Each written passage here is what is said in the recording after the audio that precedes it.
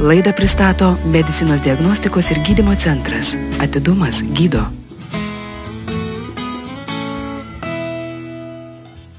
Toliau keliaujame prie nemažiau aktualios su naujais mokslo metais susijusios temos.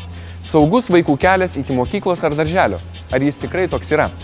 Pasiklausykime patarimų ir užbėkime už akių nelaimėms.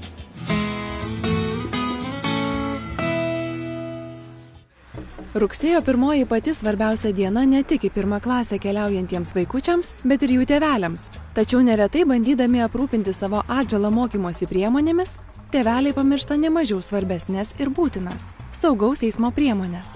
Dėl šios priežasties laidos Padėkime augti kūrybinė komanda nepraleido progos ir nuvyko į laidai netradicinį renginį – Susisiekimo ministerijos surengtą spaudos konferenciją.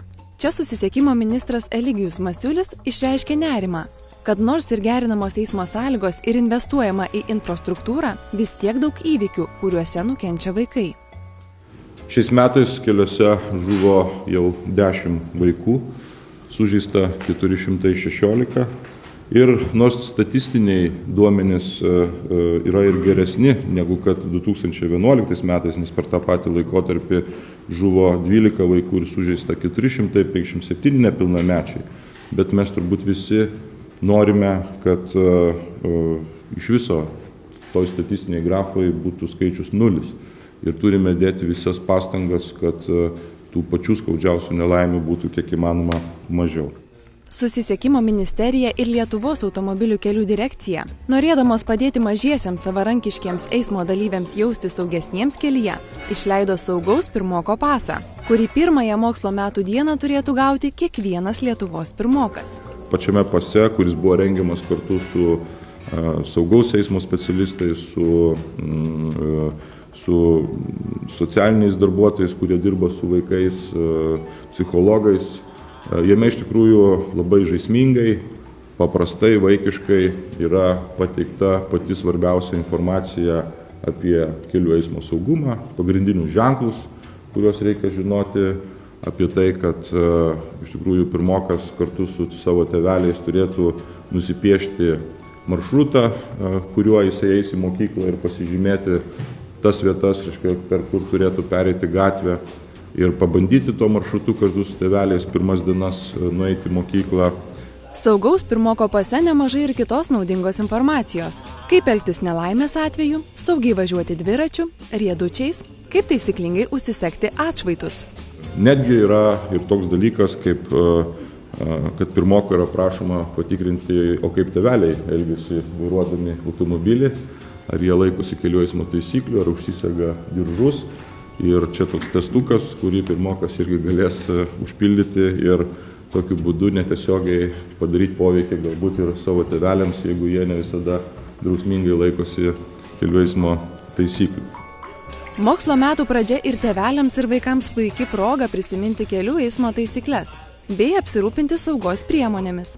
Taip pat reikėtų pagalvoti apie moksleivių drabužius su mažomis atšvaitų detalėmis, galinčiomis išsaugoti vaiko gyvybę ir sveikatą tamsiu paros metu. Ypatingai atkreipiu tėvelių dėmesį, kad vežant vaikus automobiliu į mokyklą, iš mokyklos tikrai yra būtina nepamiršti saugos diržų ir vaikų saugos priemonių automobiliuose. Artimiausiu metu taip pat turėtų startuoti 3 amžiaus grupėms – pradinukams, pagrindinių mokyklų auklėtiniams ir vyresniems moksleiviams skirtos viešinimo kampanijos per televiziją, radiją ir internetą. Tai ir socialinės reklamos, ir animaciniai filmukai, ir informaciniai renginiai didžiuosiuose prekybos centruose.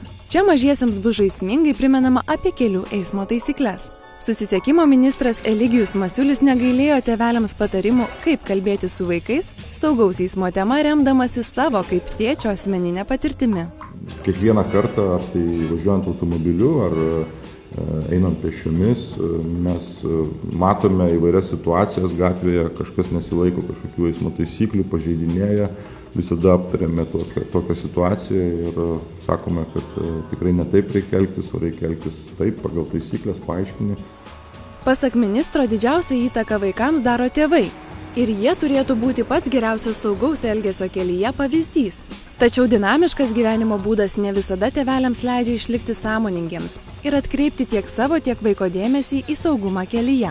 Dažnai galbūt trūksta laiko tokiems dalykams, jie atrodo nelabai reikšmingi ir dažniausiai visą laiką tikimasi, kad į mūsų kiemą bėda neužsuks. Taigi, linkėdamas visiems gražios rugsėjo 1-osios, gražios šventės, noriu, kad ta šventė tikrai visiems būtų saugi, ta šventė neatneštų nelaimių ir dėl to visos tarnybos, kurios yra atsakingos už saugų eismą, viską padarys, kad iš tikrųjų ta šventės nesugadintų. Tikime, šie naudingi patarimai bei visų mūsų pastangos padės išvengti pačių skaudžiausių nelaimių.